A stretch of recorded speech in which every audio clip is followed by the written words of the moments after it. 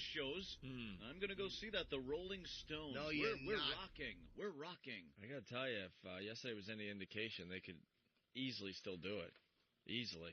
Well, the fans were great, but of course the area we were in was all press. And the fucking industry, no performer wants the industry there because you're a bunch of deadweights. You just sit there. Yeah. Tapping your fucking too hip to be their legs. Right. You know, and the Rolling Stones are performing, and the whole front 8 rows and 50 wide Just dead. is enjoying it, but nobody wants to show any emotion. We didn't stand up because they were filming. It was just so annoying. Matt Lauer's there with his fucking suit jacket and his jeans. That's a nice look in 1986 in fucking South Beach, you idiot. Yeah, he was tapping his feet. He was tapping his foot. Yeah. Oh. I'm sure he'll have something very interesting to say on the Today Show this morning. Yeah, foot tap. It was nice to see him just be a civilian. All right, here's some Spanish guy asking a question to the Rolling Stones. Listen to this. Right. Hi guys, Alberto Armendariz from Reforma from Mexico and La Nación from Argentina. Hi. You're buenos dias. You're once again going to Latin America. I was wondering what it adds, what it gives to you as a band. What's the inspiration that you find there, and also what's the name?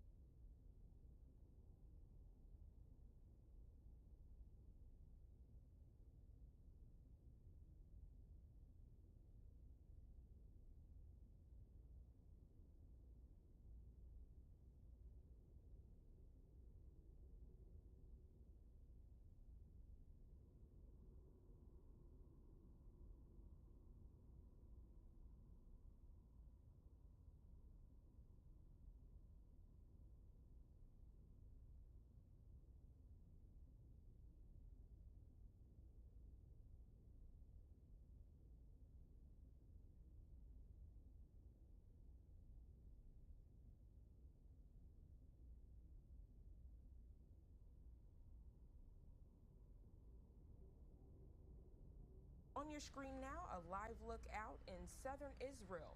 Israel and Hamas preparing for a 4th exchange of militant-held hostages for Palestinians.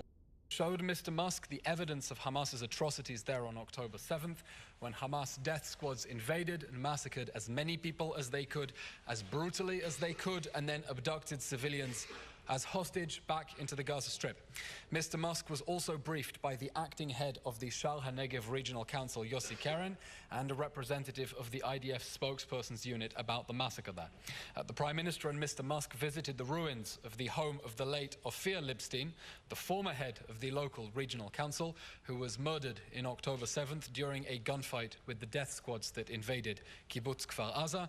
And Mr. Musk heard about the late Mr. Lipstein's heroic efforts to fend off the terrorists. The Prime Minister then took Mr. Musk to the Itamari family household, where Mr. Musk heard about the family's horrific story and the murder of Ro'i and Smadar Idan, whose 4-year-old daughter, Abigail, we're glad to say was released from Hamas captivity yesterday. The Prime Minister and Mr. Musk also visited the youth quarter of the kibbutz, which absorbed most of the fire on October 7th, and the images from that visit are being distributed by the government press office. Today is day 4 of the hostage release pause. This morning, the Prime Minister's office and the coordinator for the hostages and missing persons updated that discussions are currently being held surrounding the list of hostages to be released that was received overnight. All relevant security and government officials are evaluating that list, and additional information will be provided in due course. Yesterday, 17 individuals were released from Hamas captivity, including 14 Israeli nationals and 3 foreign nationals. That list included 9 children. 6 of them had at least one parent murdered on October 7th and are returning to broken homes. One of them, little Abigail Idan, who turned 4 yesterday, I believe, day before yesterday as a hostage, was orphaned. Both of her parents, Ro'i and Smadar Idan, were slaughtered on October 7th.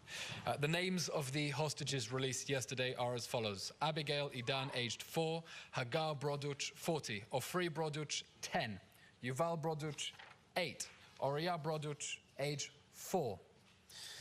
Chen Goldstein Almog, 49, Agam Goldstein Almog, age 17, Gal Goldstein Almog, age 11, Tal Goldstein Almog, 9, Alma Avraham, 84, Adrienne Aviva Siegel, 62, Ella Eliakim, 8, Daphna Eliakim, 14, and Roni Kriboy, the joint Russian-Israeli national, aged 25. The Prime Minister spoke last night with our good friend US President Joe Biden. He mentioned, of course, it is a joy that Abigail Edan, a joint US-Israeli citizen whose image became iconic of Hamas's abduction of Israeli civilians on October 7th, is back with us. On the other hand, however, that happiness is mellowed by the fact that she is returning to a reality that she is an orphan and will have to be raised by her extended family. The framework remains in place for the release of more hostages after tonight's batch, providing an additional 1 day of hostage release pause for every 10 additional hostages who are released. Last week, the government approved a prospective list of 300 Palestinian violent criminals in Israeli jails for release under this framework. Under the agreed 3-for-1 ratio, that would allow for another 5 days of a hostage release pause for another 50 hostages, should Hamas agree to release those people from captivity. And we will, of course, welcome that and are continuing to make every effort to get our hostages back from Gaza. At the same time, the Prime Minister told President Biden what he told soldiers during an earlier visit to the Gaza Strip. Those images also released through the GPO when the Prime Minister visited one of those exposed tunnels. When Hamas stops releasing hostages under the existing framework, Israel will return to realizing our 3 goals with full force: eliminating Hamas, ensuring that Gaza never again pose a threat to the people of Israel, and of course, releasing all of our hostages. Our hearts are with the freed hostages, but our minds are, of course, first and foremost with those still being held cruelly by Hamas without access to the Red Cross, in sheer violation of any standard of humanity. Israel remains committed to that pledge. There will be no one left behind. None of us are free till all of them are free. There are still currently around 184 people still being held hostage by Hamas since October 7th. In that number are 14 foreigners and also another 80 Israelis with foreign dual citizenship. There are 4 abductees currently in Gaza, luck, predating and, October 7th. Of course, Hadar Goldin, Oron Shaul, from the 2014 war, Avera Mengistu, Hisham Assayed. We remember them. We're making efforts to bring them home as well.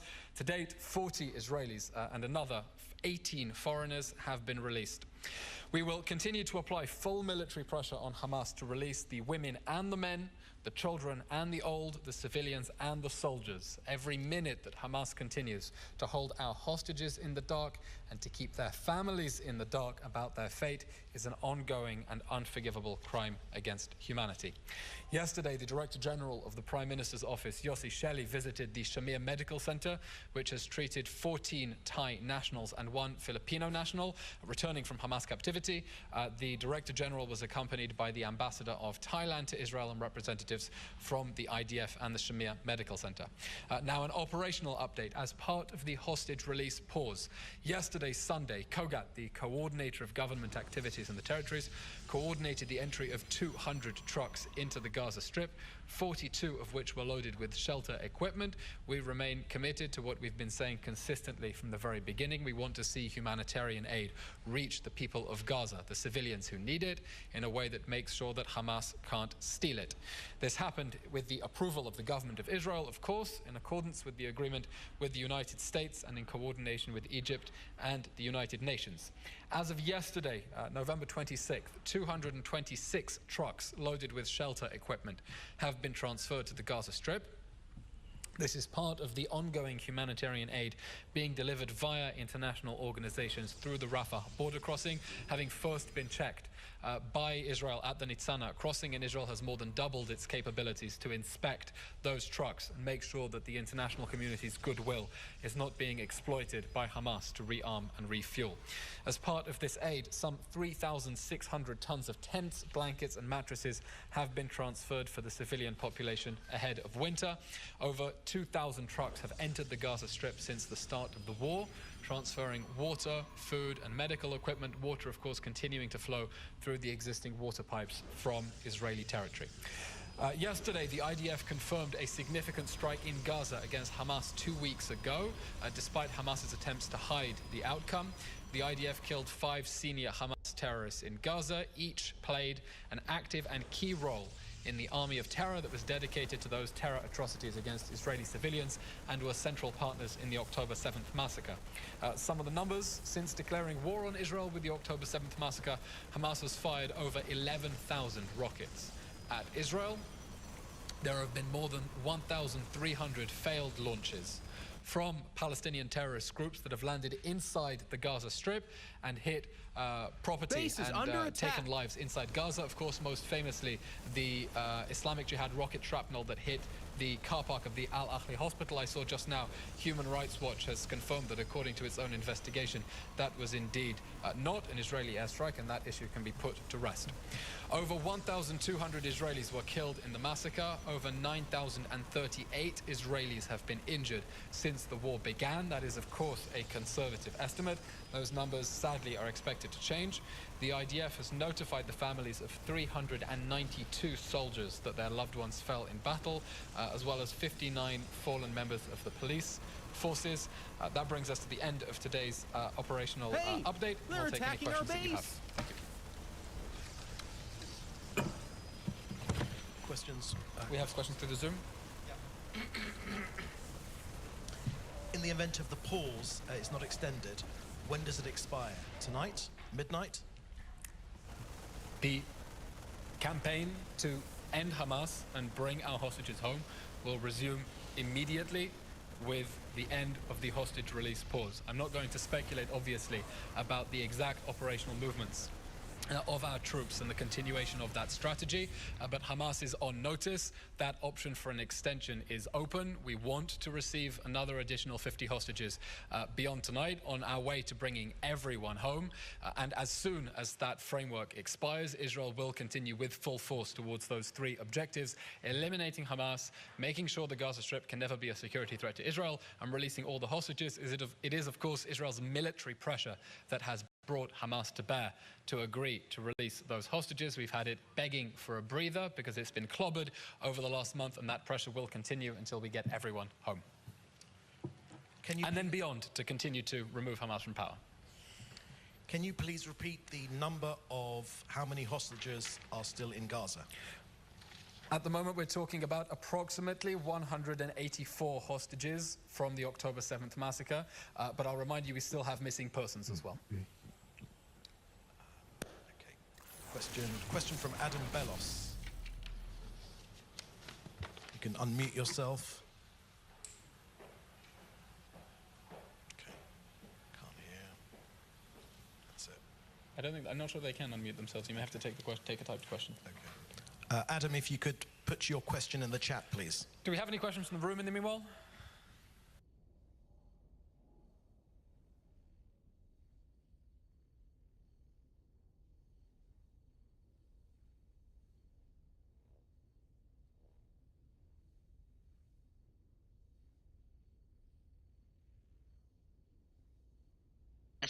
If it's racist in nature, it's racism regardless of the race that's perpetuating it. Mm-hmm. The reason they ask why another tour is because they're a much bigger commercial success than guys like John Lee Hooker and stuff like that. Those guys, you can look at them and go, wow, they really do it for the music. These guys have been doing it forever. Yeah, sure, they made a few bucks doing it, but the Stones, it's a commercial thing much more than You don't think B.B. King is going out there for money? At this point in his career, I think B.B. King is only going out there for money. You think? You see him doing the commercials. What he's doing? Burger joint commercials and stuff. You can't defend that. You're right.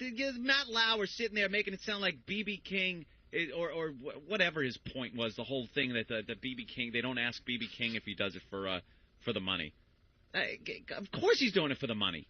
Maybe stop it. Maybe Mick, and I don't know what Mick's answer is, but to me it sounds like Mick was implying, why are these guys, maybe because they're blues artists or whatever, just seen as doing it for the art, but as a rock band or whatever. You understand what I mean? And plus, B.B. King doesn't have press conferences like this. Him and John Lee Hooker are not. I mean, B.B. King's a legend, but if he called a press conference like that, you think you get that turnout? No. It's the Rolling Stones, right? And everyone knows they're billionaires. Mm-hmm. They're probably the wealthiest group. I mean, maybe you too, but that's they why have they the ask. most profitable tours of all time. The when they Mammoth. go out.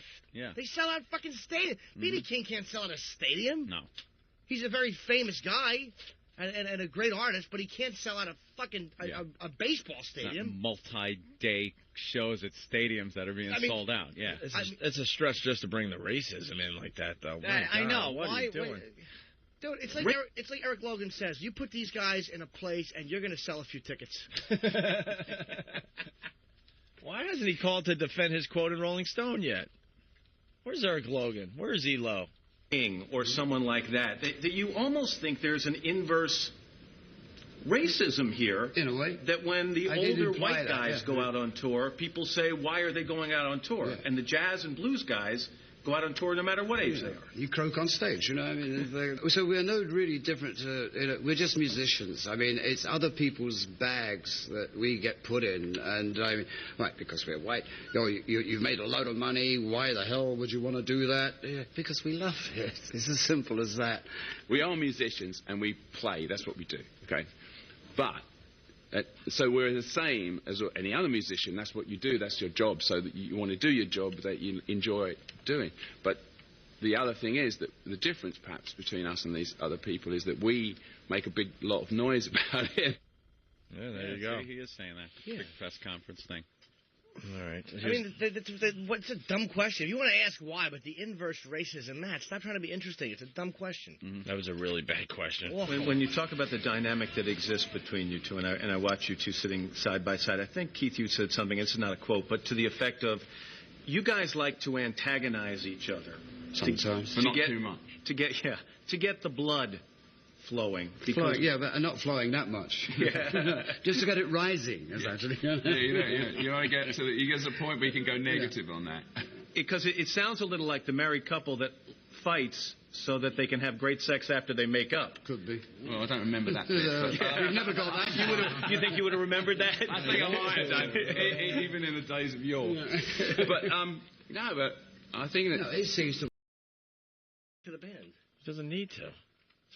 Party, a great band out of England. Maybe a guy like John Legend, who's selling a ton of records right now. He's got some new names. It used to just be Living Color. Yeah. Living Color and Fishbone. Yeah. And this is the Bo Diddley weekend. All Bo Diddley. This amazing spoken word guy named Saul Williams. Now you're losing. After 3 on the rock station, you have to go to a guy who talks. Spoken word. As far as new stuff. All word is spoken. Well, that's true. Why does it have to be the coalition? Why does everything have to be so militant sounding? It doesn't. I don't think it sounds militant at all. It does too. Well, Black Rock Coalition. Well, the original name was Collective, but they thought it sounded too faggoty. How about just Black Rock? Well, you know how everything is. It's a branding thing. It's got to be a coalition. Yeah. Like there's a big. Is In Living Color even together anymore? Yes, they are. Really? Stones like them. Yeah, they opened up for him back in '89. Yeah. I mean, well, it's more of it's more than musicians. It's photographers, it's writers, it's a coalition. Right. All right. I think you really sold it. Yeah. Your phone should be ringing any second from Eric Logan. Well, it's early, guys. I'm sorry. It's all right. Well, this is your big moment to sell the show. No, I mean, but there's all this amazing music coming out that no one gets to hear because it keeps falling under the cracks of, well, it doesn't rock enough or it's too R&B enough, and there's all this stuff that's out there, and we would do the show that would feature all this music. Now, hold on, I'm sorry to interrupt you. I'm looking at Matt Lauer interview Mick and Rich. Get this audio immediately. Look at, oh my God. Mick and Keith Richards. He probably got them right at. That was right at the right after the set. Oh my God! Look at Keith's belly. I told you, he's skin and bones with a beer belly. I've never seen anything like that in my life. You got to see him without that jacket on. Is he still smoking too? Oh yeah, big time. Yeah. Jesus. Yeah. Wow, he looks old. All right, Earl, we got to let you go. Looks like Lenny Kruger on that hat. Just want to let you know the show's May 14th at Symphony Space on 95th and Broadway. All right, cool. Thanks, Earl. Thanks, Earl. Lenny Kruger. I wonder if he got a picture with the band.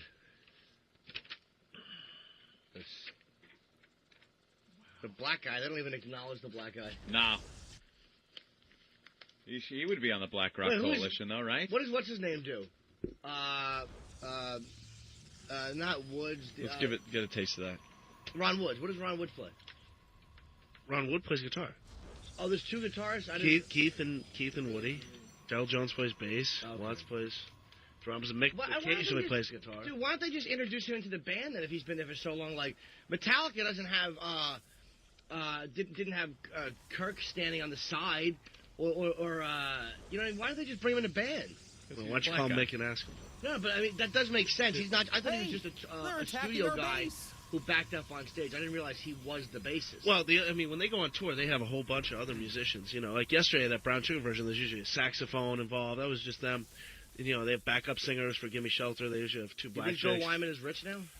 Well, he got a divorce. Remember, he married that girl that was really young? Yeah. He left the band 15 years ago? Do they hate each other?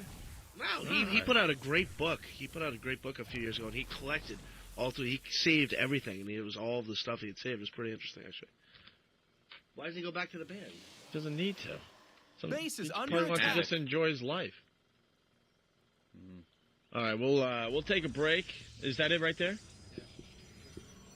No, I want to play this. Here's an excerpt of the new song by the Rolling Stones, a song called "Oh No, Not You Again."